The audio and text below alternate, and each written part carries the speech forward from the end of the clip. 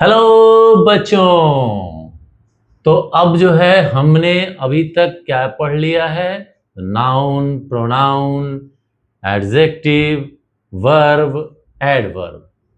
अब हम जो है उस पर कुछ क्वेश्चंस, ऑब्जेक्टिव टाइप के कुछ क्वेश्चंस जो है आपके साथ डिस्कस करेंगे।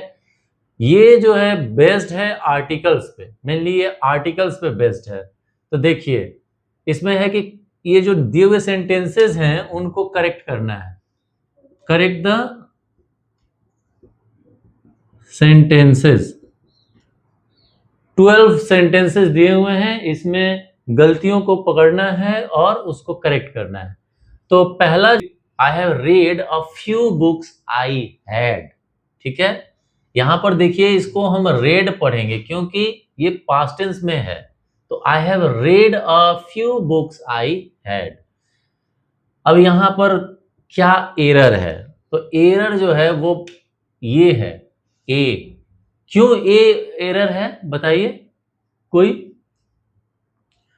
तो मैं बताता हूं। ये ए की जगह पर होना चाहिए द। यहां पर आर्टिकल क्या होना चाहिए? द होना चाहिए। क्यों होना चाहिए? क्योंकि इसमें जो ये क्लॉज आगे लगा है ना, ये जो क्लॉज लगा है, रिलेटिव क्लॉज, ये बताता है कि जितने बुक्स उनके पास है, जितने बुक्स उसके पास है वो पढ़ चुका है। मैंने वो सारे बुक्स पढ़ लिए हैं जो मेरे पास है। तो जितना है उतने के लिए हम लगाएंगे द फ्यू।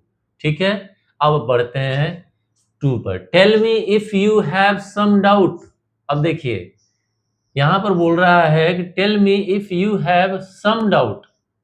तो यहां पर सम गड़बड़ है, इसकी जगह पर लगेगा क्या? एनी। क्योंकि एनी वहां लगाते हैं जहां पर हमको पता नहीं है कि अगले के पास ये है या नहीं है। तो हम यहां पर क्या लगाएंगे? Any. Tell me if you have any doubt is the correct sentence.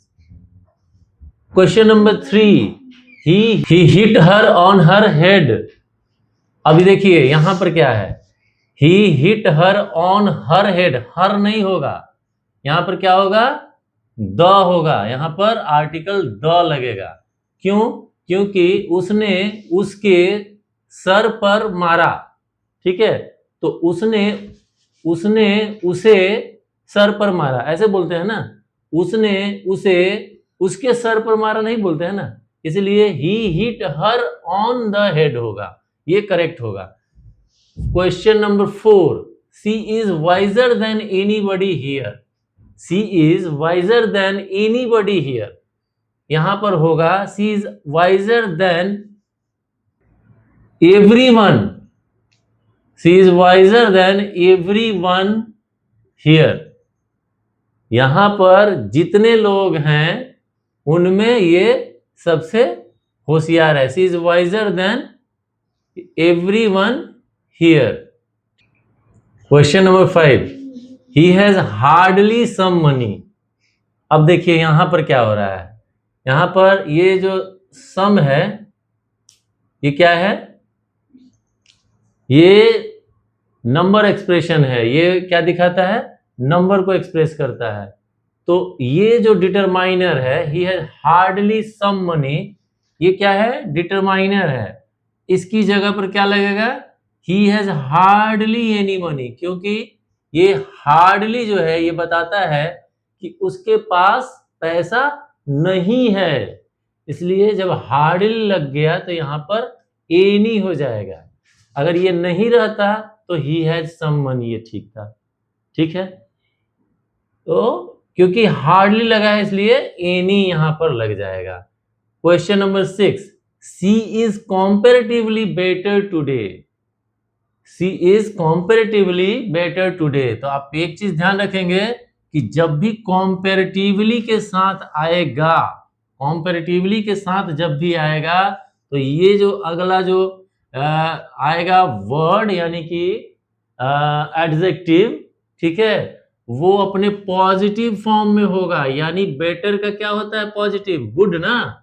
तो होगा she is comparatively good today. Better नहीं होगा। जब कंपैरेटिवली है तो यहाँ पे पॉजिटिव डिग्री यूज किया जाएगा। She is comparatively good today. Question number 7, this book is the much best of all. बता सकते हैं इसमें क्या गड़बड़ी है? This book is the much best of all, यहां पर मच नहीं रहेगा, मच को हटा देना है। This book is the best of all, क्योंकि बेस्ट भी क्या है? सुपरलेटिव डिग्री है, और मच भी जो है सुपरलेटिव डिग्री ही कहलाता है। तो दो सुपरलेटिव डिग्री एक साथ नहीं रहेगा। ठीक है, अब आगे बढ़िए। She is MP. MP is short form of member of parliament. अगर she is member of parliament बोलेंगे तो आर्टिकल लगेगा she is the member of parliament, क्योंकि मेंबर ऑफ पार्लियामेंट पोस्ट हो गया। लेकिन जब इसका एब्रिविएशन यूज करेंगे तो एमपी को हम कैसे लिखते, प्रोनाउंस कैसे करते? एएमपी। तो एएमपी जब कहते हैं तो ए जो है वो वॉवेल साउंड हो जाता है, इसलिए इसके आगे क्या लग जाएगा? She is an MP. She is an MP, क्योंकि ए एम पी इसको पढ़ते हैं ना, और ए क्या है? वॉवेल साउंड है, तो सी इज एन एमपी, न द न ए। लेकिन मेंबर ऑफ पार्लियामेंट अगर रहेगा, she is member of parliament, तो she is the member of parliament होगा। She is a member of parliament नहीं होगा। ठीक है, क्योंकि मेंबर ऑफ पार्लियामेंट भी एक रेस्पेक्टेड पोस्ट है। चलिए अभी आते हैं। This is an one sided game. इसमें बताइए क्या गलत है? तो इसमें गलत है ये आर्टिकल एन। क्यों गलत है?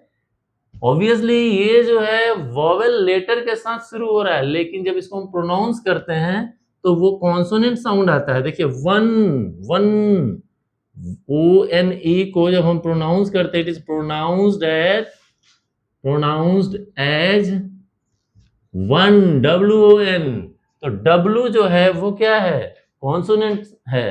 तो कॉन्सोनेंट साउंड से स्टार्ट होने के कारण यहाँ पर एन नहीं होगा, यहाँ पर क्या होगा? She is a one, this is a one sided game, this is a one sided game होगा, यहाँ पर आर्टिकल ए लगेगा। Now 10, he is going for swim. He is going for swim, सही है गलत है? सही है गलत है? गलत है जी।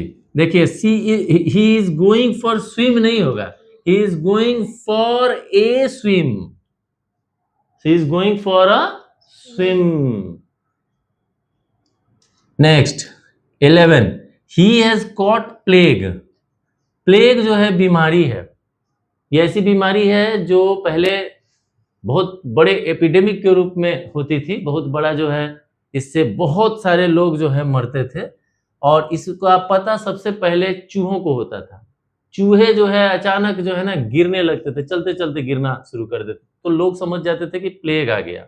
तो पहले बहुत बड़ा जो है विकराल बीमारी था, बहुत लाइलाज था उस टाइम, तो एपिडेमिक था। अब तो नहीं है एपिडेमिक। तो ही हैज कॉट प्लेग में गड़बड़ी क्या है? यहां पर डेफिनिट आर्टिकल यानी कि द लगेगा। ही हैज कॉट द प्लेग। अब आपको एक चीज और बता देते हैं, इस प्लेग के आगे ही द लगेगा। ये प्लेग ही ऐसा इलनेस है, ऐसी बीमारी है जिसके आगे द लगता है, बाकी और कोई बीमारी के आगे कोई आर्टिकल नहीं लगेगा। अब चाहे ले लीजिए आप फीवर, चाहे ले लीजिए डायरिया, चाहे ले लीजिए मिजल्स, चाहे ले लीजिए टीबी यानी ट्यूबरकुलोसिस, कोई बीमारी ले लीजिए, उसके आगे कोई आर्टिकल नहीं लगेगा। लेकिन प्लेग ऐसी बीमारी है जिसके आगे द लगता है। अब 12 में आ जाइए। I don't like him very much. अब इसमें क्या गड़बड़ है बताइए कोई? I don't like him very much, इसमें गड़बड़ है वेरी। क्यों? क्योंकि जब निगेटिव सेंस में सेंटेंस होगा तो सिर्फ मच रहेगा, वेरी नहीं रहेगा। निगेटिव सेंस में सेंटेंस जब रहेगा तो वहां पर जो है केवल मच लगेगा, वेरी नहीं लगेगा।